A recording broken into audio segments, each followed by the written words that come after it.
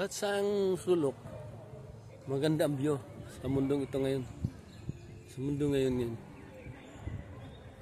Ang mundo pinaganda ng dati maganda.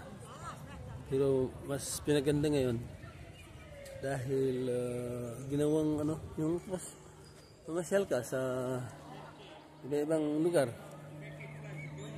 Kasi ang mga tao ngayon gumagala na, hindi tulad noong una na nasa bahay lang noong unang panahon.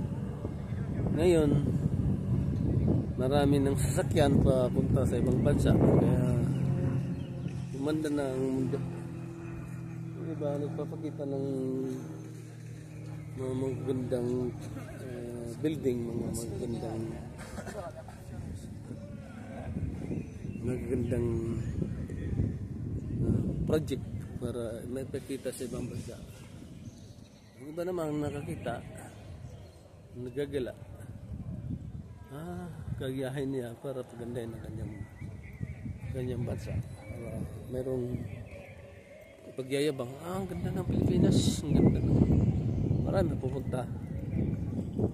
Kikita ang bansa kasi magdadala sila ng kanilang baon pera, pagpili ng pagkain or hotel. Balik na ako sa aking kotse. Pakita ko sa inyo ang aking kotse, no? Racer yan.